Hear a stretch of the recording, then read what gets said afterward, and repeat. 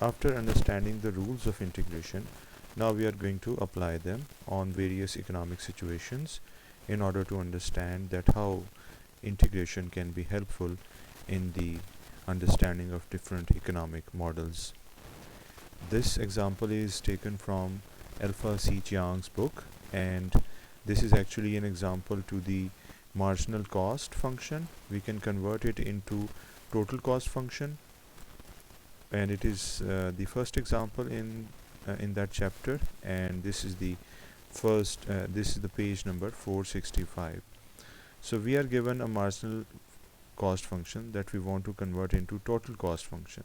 You remember that this is the opposite of what we usually did in our differentiation process, where the total function was given and we used to convert it into a marginal function, since the derivative and integration are opposite of each other. So we can expect a marginal cost function. Here it is given. It is a marginal cost function because of this bar that shows that we have taken the derivative of this cost function, and this is CF. F stands for fixed, because in this case we have a fixed cost that happens when the output is equal to 0. That is, instead of Q we can write 0. So fixed cost is equal to 90. And then we have CQ, which is the function that we want to know, the total cost function. So with this given information, we have to find out the total cost function, that is C as a function of Q. Now we have to take the integral of this given function, and this is where we have started the process. We have taken 2 as a common factor that has come out, because it is simply the constant that should come out of the process of integration. Here we can apply the integration rule. It is an exponential function because of the Euler number, that is small e. So we have to apply this rule, which we have already learned.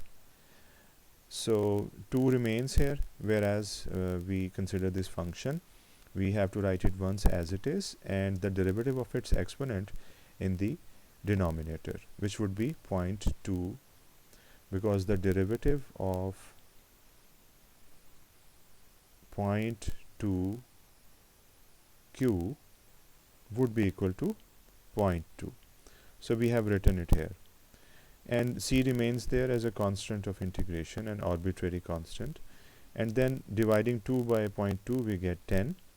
Remaining expression remains the same. So now this is the cost function, because here the derivative will be cancelled out with the integral sign. So we will get a pure or total cost function. However, there is an arbitrary element here, the arbitrary constant. So this remains an indeterminate answer because of arbitrary constant small c.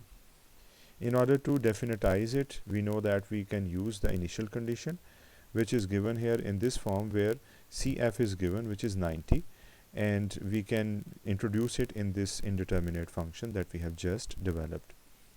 So the initial condition requires that the independent variable, which is output in this case, is equal to 0.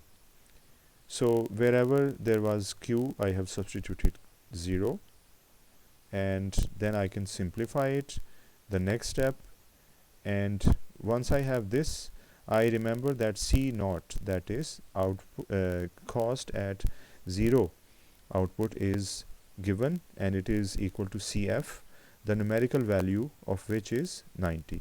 So in this step I have done the same. C naught is introduced here, and instead of C naught I can write CQ, and Q is equal to 0, and C naught and CF.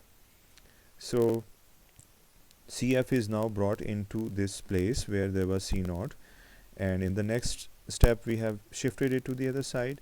Actually we want to find out the value of C, so this is why we have extracted the value of C here, and CF is equal to 90, so we can see that instead of CF we have written 90.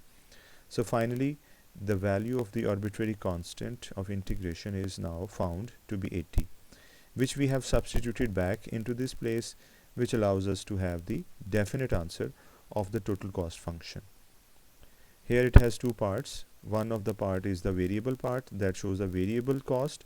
This shows the finally the fixed cost after its incorporation into the overall function. Now we can plot this function, and here in the next step you will see this function being plotted. Here we are.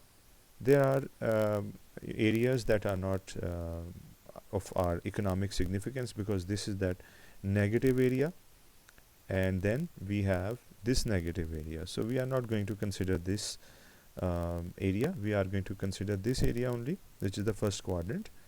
On x-axis I have output, and on y-axis I have costs. So this is a better zoom, and we can see that origin is also there, and this is the origin, and output is there, and cost is there. This is the fixed cost, which is 80, and this is that variable part which is having the exponential function, and it is showing exponential growth. So both of the things, that is variable cost and fixed cost, they are incorporated in this total cost function, and we have developed it by using the tool of integration. Here we did this.